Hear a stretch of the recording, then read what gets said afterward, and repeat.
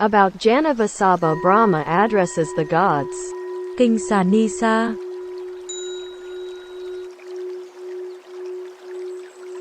Digha Nikaya. The long discourses about Janavasabha Brahmā addresses the gods. Janavasabha Sutta. Thus have I heard. Once the Lord was staying at Nadika at the brick house. And at that time the Lord was explaining the rebirths of various devotees up and down the country, who had died and passed away, Kasis and Kasalans, Vajjayans and Malas, Siddhas and Vamsas, Kurus and Panyakalas, Makas and Sarasenas, saying, this one was reborn there, and that one there. 498 more than 50 Nadikan devotees, having abandoned the 5 lower fetters, were reborn spontaneously, and would attain nibbana without returning to this world. Over 90 of them, having abandoned 3 fetters and weakened greed, hatred and delusion, were once returners, who would return to this world once more and then make an end of suffering. And more than 500, having abandoned 3 fetters, were stream winners, incapable of falling into states of woe, certain of nibbana. This news reached the ears of the devotees in Nadika, and they were pleased, delighted and filled with joy to hear the Lord's replies. And the Venerable Ananda heard of the Lord's report and the Nadikans' delight. And he thought, there were also Magadhan disciples of long standing, who have died and passed away. One would think Anga and Magadha contained no Magadhan disciples who had died.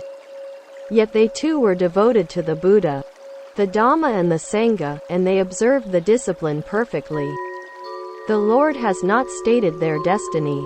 It would be good to have a declaration about this. It would make the multitude have faith and so attain a good rebirth.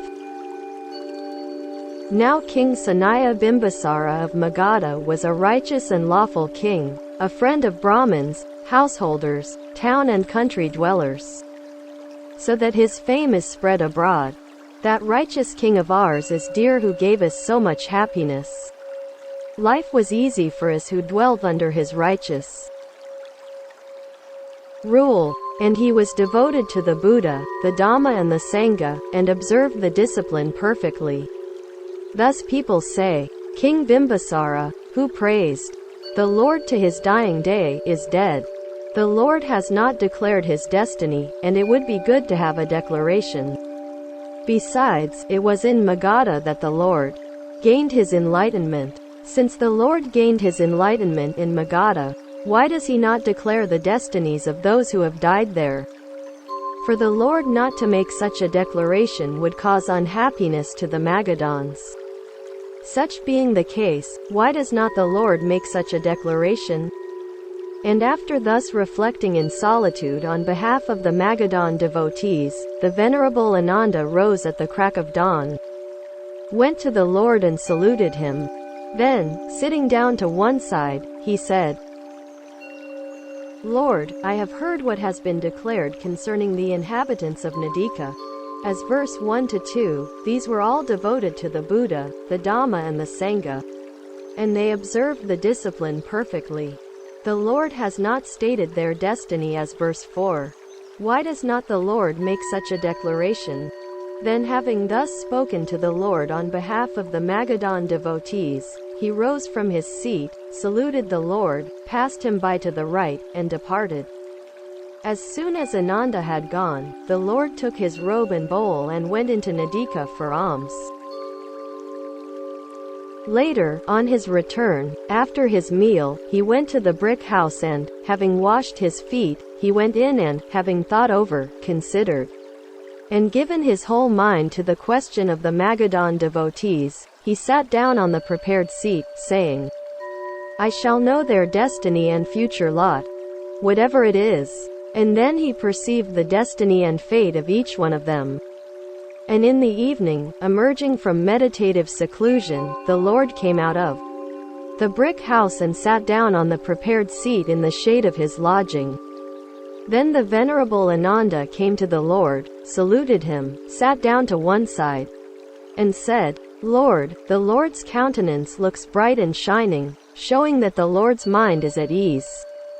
Has the Lord been satisfied with today's lodging? Ananda, after you spoke to me about the devotees of Magadha, I took my robe and bowl and went into Nadika for alms. Later on I went to the brick house and considered the question of the Magadhan devotees, and I perceived the destiny and fate of each one of them. Then the voice of a yaka who had passed over cried out, I am Janavasabha, Lord. I am Janavasabha, well-farer. Well, Ananda, do you know anyone who formerly bore the name of Janavasabha? I must admit, Lord, that I have never heard such a name, and yet, on hearing the name Janavasabha, my hairs stood on end, and I thought, he whose name is Janavasabha will not be such a low-ranking yaka. Ananda, immediately after I heard this voice, the yaka appeared before me as a noble vision, and uttered a second cry, I am Bimbasara, Lord. I am Bimbasara, well-farer. I have now for the 7th time been reborn into the entourage of the Lord Vesavana. Thus having passed away as a king of humans, I have now become among the devas a king of non-human beings. 7 states here and 7 there, 14 births, that's the tally of lives I can recall. For a long time, Lord, I have known myself to be exempt from states of woe, and now the desire arises in me to become a once-returner. I said, it is amazing. It is astonishing that the Reverend Yaka Janavasabha should say this. On what grounds can he know of such an august specific attainment? Not otherwise, Lord. Not otherwise, well-farer, than through your teaching. From the time when I became fully committed and gained complete faith, from then on, Lord, for a long time, I have known myself to be exempt from states of woe, and the desire has arisen in me to become a once-returner. And here, Lord, having been sent by King Vesavana on some business to King Virulhaka, I saw the Lord entering the brick house and sitting down and considering the question of the Magadhan devotees. And since I had only just heard King Vesavana announce to his assembly what those folks' fates were, it is no wonder that I thought, I will go and see the Lord and report this to him. And these, Lord, are the 2 reasons why I came to see the Lord. Janavasabha continued, Lord, in earlier days, long ago, on the fast day of the 15th at the beginning of the rains, in the full moon night all the 33 gods were seated in the Sudama hall, a great congregation of divine beings, and the 4 great kings from the 4 quarters were there. There was the great king Datarata, from the east at the head of his followers, facing west, the great king Virulhaka from the south facing north, the great king Virupaka from the west, facing east, and the great king Vesavana from the north facing south. On such occasions that is the order in which they are seated, and after that came our seats. And those devas who, having lived the holy life under the Lord, had recently appeared in the heaven of the 33, outshone the other devas in brightness and glory. And for that reason the 33 gods were pleased, happy, filled with delight and joy, saying, the devas' hosts are growing, the asuras' hosts are declining. Then, Lord, Sakka, ruler of the gods, seeing the satisfaction of the 33, uttered these verses of rejoicing. The gods of 33 rejoice, their leader too, praising the Tathagata, and Dhamma's truth, seeing new-come devas, fair and glorious who've lived the holy life, now well reborn, outshining all the rest in fame and splendor, the mighty sage's pupils singled out. Seeing this, the 33 rejoice, their leader too, praising the Tathagata, and Dhamma's truth. At this the 33 gods rejoiced still more, saying, the devas' hosts are growing, the asuras' hosts are declining. And then they consulted and deliberated together about the matter concerning which they had assembled in the Sudama hall, and the 4 great kings were advised and admonished on this matter as they stood by their seats unmoving. The kings, instructed, marked the words they spoke, standing calm, serene, beside their seats. And then, Lord, a glorious radiance shone forth from the north, and a splendor was seen greater than the sheen of the devas. And Sakka said to the 33 gods, Gentlemen, when such signs are seen, such light is seen and such radiance shines forth, Brahma will appear. The appearance of such radiance is the first sign of Brahma's approaching manifestation. When they see these signs, Brahma will soon appear. This is Brahma sign, radiance vast and great. Then the 33 gods sat down each in his proper place, saying, Let us find out what comes of this radiance, and having found the truth of it, we will go towards it. The 4 great kings, sitting down in their places, said the same. Thus they were all agreed. Lord, whenever Brahma Sanankumara appears to the 33 gods, he appears having assumed a grosser form, because his natural appearance is not such as to be perceptible to their eyes. When he appears to the 33 gods, he outshines other devas in radiance and glory, just as a figure made of gold outshines the human figure. And, Lord, when Brahma Sanankumara appears to the 33 gods, not one of them salutes him, or rises, or offers him a seat. They all sit silently with palms together, cross-legged, thinking he will sit down on the couch of that god from whom he wants something. And the one on whose couch he sits down is as thrilled and delighted as a duly anointed Khattiya king on assuming his royal office. Then, Lord, Brahma Sanankumara, having assumed a grosser form, appeared to the 33 gods in the shape of the youth Pankasika. Rising up in the air, he appeared floating cross-legged, just as a strong man might sit down on a properly spread couch or on the ground. And seeing the delight of the 33 gods, he uttered these verses of rejoicing. The gods of 33 rejoice, their leader too, praising the Tathagata, and Dhamma's truth, seeing new-come devas, fair and glorious who've lived the holy life, now well reborn, outshining all the rest in fame and splendor, the mighty sage's pupils singled out.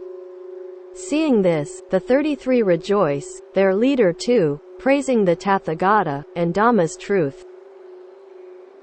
Now to the matter of Brahma Sanankumara's speech, and as for the manner of his speech, his voice had 8 qualities. It was distinct, intelligible, pleasant, attractive, compact, concise, deep and resonant. And when he spoke in that voice to the assembly, its sound did not carry outside.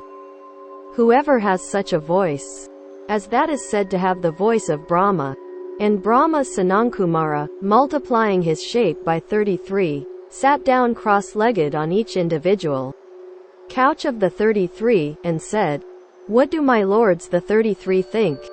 Since the Lord, out of compassion for the world and for the benefit and happiness of the many, has acted to the advantage of devas and mankind, those, whoever they may be, who have taken refuge in the Buddha, the Dhamma and the Sangha and have observed the moral precepts have, at death and the breaking up of the body, arisen in the company of the Paranimitta Vasavati Devas, or the Nimanarati Devas, or the Tasita Devas, or the Yama Devas, or in the retinue of the 33 gods, or of the 4 great kings, or at the very least in the company of the Gandhabas.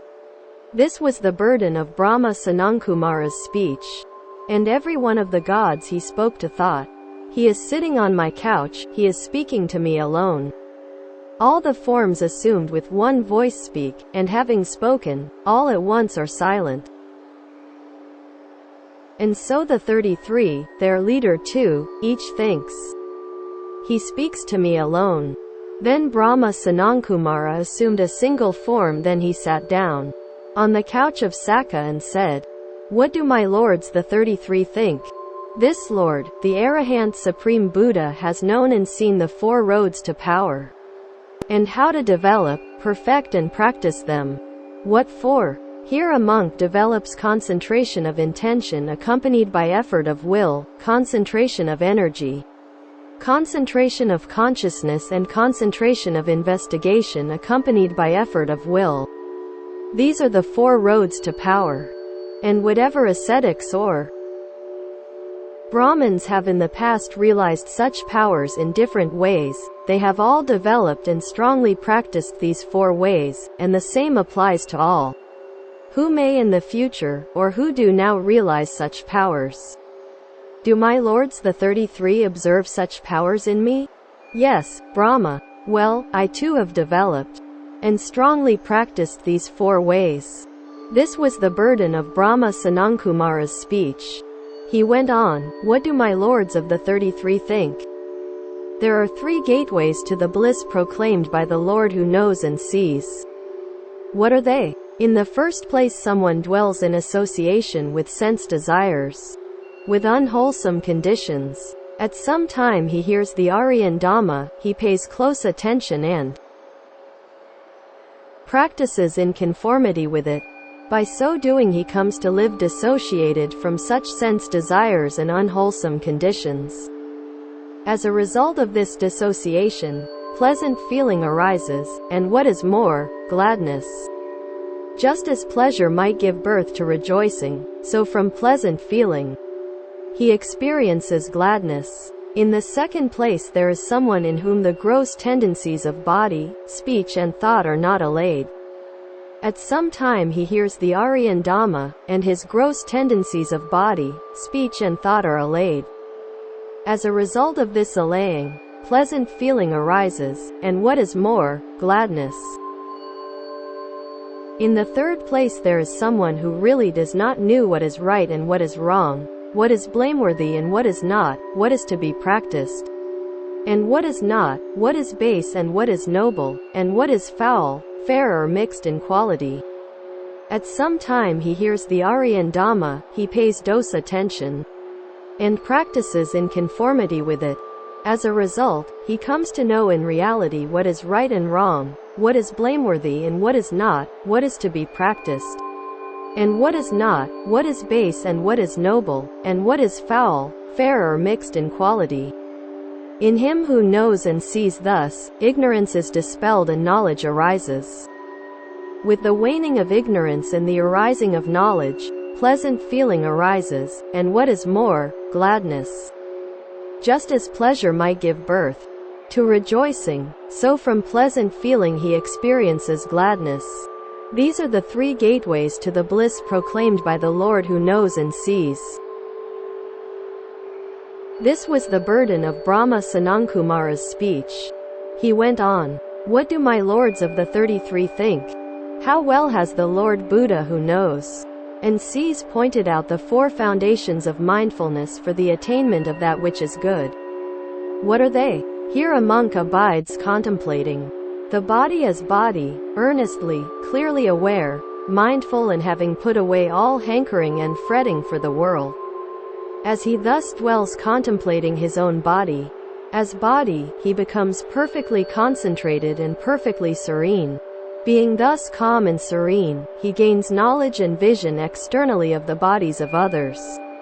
He abides contemplating his own feelings as feelings, he abides contemplating his own mind as mind, he abides contemplating his own mind objects as mind objects. Earnestly, clearly aware, mindful and having put away all hankering and fretting for the world. As he thus dwells contemplating his own mind objects as mind objects, he becomes perfectly concentrated and perfectly serene. Being thus calm and serene, he gains knowledge and vision externally of the mind objects of others.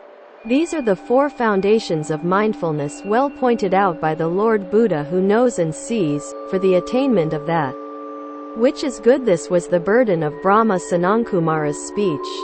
He went on, what do my lords of the 33 think? How well has the Lord Buddha who knows and sees pointed out the 7 requisites of concentration, for the development of perfect concentration and the perfection of concentration.